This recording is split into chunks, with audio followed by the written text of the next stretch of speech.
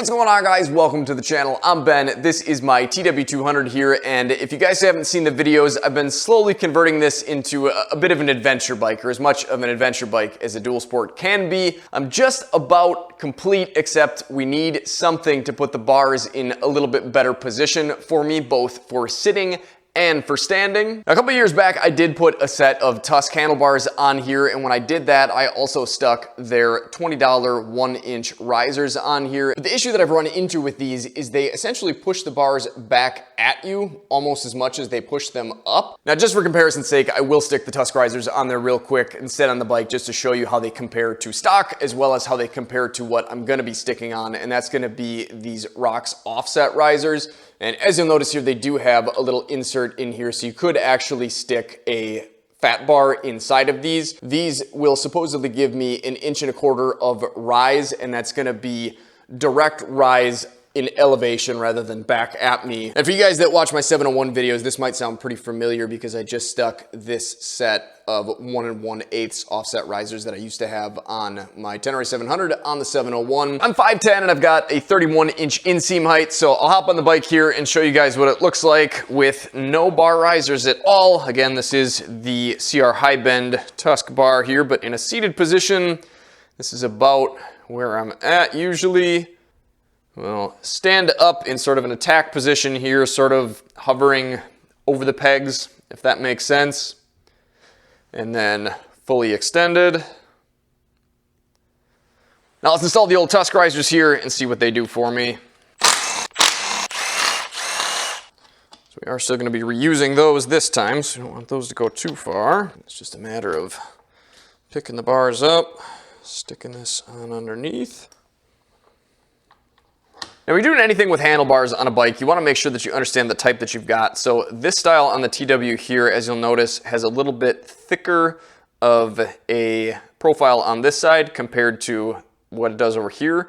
And it's a little bit hard to see now, but there's a dot right here indicating that basically you want to drive this side down tight and then do your clamping with this side. I wish I could tell you which way they're usually on the TW, but I don't remember. I think maybe the front. Of course, you want to get those started by hand. So there we go. Normal seated position. Definitely a noticeable amount in rise.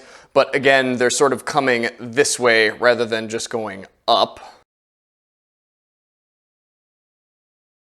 I don't really feel too cramped in a seating position. Honestly, seated, this really feels pretty good. Obviously, the more you scoot up to try to get weight on the front tire off-roading, I mean, then you end up maybe a little bit closer to them than you want to be. If we go up to a attack position, that's about where we're at. I guess I can kind of feel myself leaning backwards. Yeah. So as much as it helps me seated, this is kind of where it makes me feel like I'm kind of too far in the back seat, where really standing up, you want to be leaned over that front tire, pressing it into the dirt. Definitely something that works, but certainly not ideal. So let's switch it over to the Rox risers and see how much that helps. Hopefully it was $90 worth. What am I doing juggling all this stuff? Got 2 perfectly good saddlebags to put this in now. There we go. Look at that. Beautiful. Let's get these things off of here. So to get these guys installed, we've got to pull the 2 cap screws off of the top here. And they also come with these little shims here, and on the 701, I definitely would have needed these. Essentially, the deck that this lines up with is uneven on one side, and you need this shim in here to kind of make up the difference. So again, I'm going to be installing these so they set my bars further forward and raise them up a bit. If you wanted the bars to come up and back at you even a bit more, then you could also install them in this direction. And for some motorcycles and some riders, that might be perfect. But again, for me, I want to go further away from myself. So similar to the Tusk risers here, I'll drop these on. Oh wow, yeah, that's that is a huge change over stock. I normally really like this type of Loctite in the tubes like this, but I don't know what's going on with this one. It's freaking leaking liquid out of the bottom. That's super annoying. Yuck.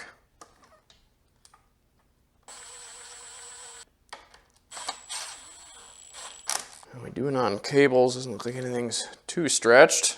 I think the brake line was the worst. I did actually end up flipping my throttle assembly upside down. Normally I think the cables come over the top here, but when I went with the first set of risers and the handlebars on here, I had to flip that around, and it seemed like that worked just fine. Oh, wait a minute, now we gotta tighten these all the way down though, don't forget that step.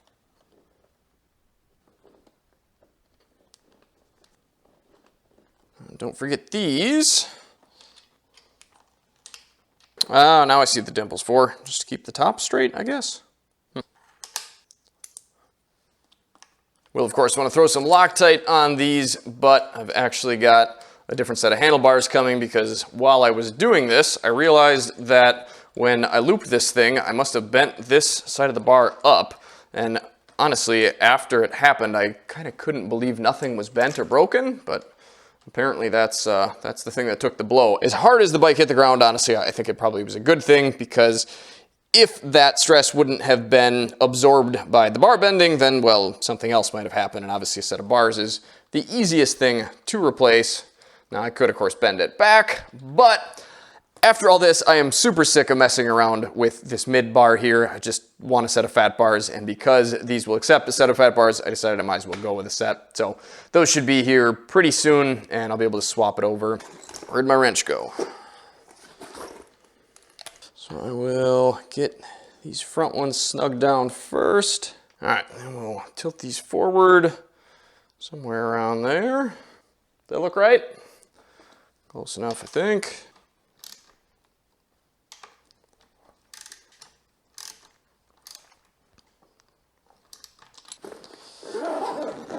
So, for the final test here, we are in our somewhat neutral seating position. This definitely feels better. It's not a huge difference, but I mean, I think before I was pretty much right here, and I mean, that definitely does not feel good having the bars up here, to me anyways, and maybe your preference is different. I've heard people say that they like low bars. I just do not. I don't know why, I just don't. And I would say I am extremely happy with where these risers put these bars in a seated position. And I think that should carry through to the attack position. So again, sort of hovering over the pegs. I would say that that feels pretty darn good. And I'm not saying that this is a proper attack position. I'm just sort of trying to do a apples to apples comparison, and balancing on the pegs is the easiest thing I can think of. So in an attack position, I could definitely still see having them being a little bit further forward be helpful. And actually the set of bars that I've got coming do have a little bit less sweep and a little bit more rise. So I'll probably end up being somewhere around here, which does feel like it's gonna be good.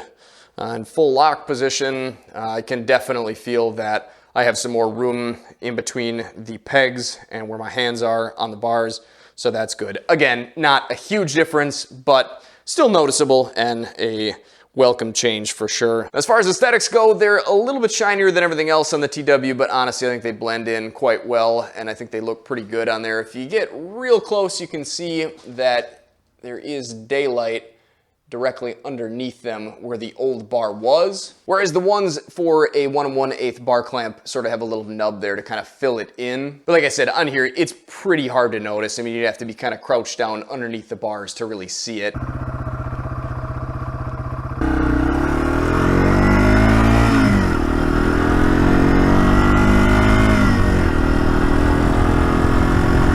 Ooh, that looks like an adventure bike shadow.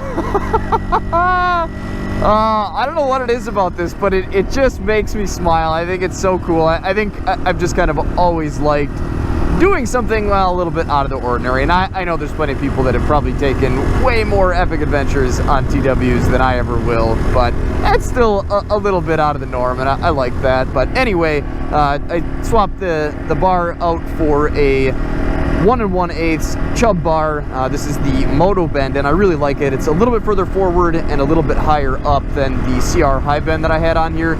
Worked really well with the rocks risers. Really makes the whole cockpit of this bike feel a lot bigger. I did end up having to transplant my grip heater on this side. Seems like that worked okay.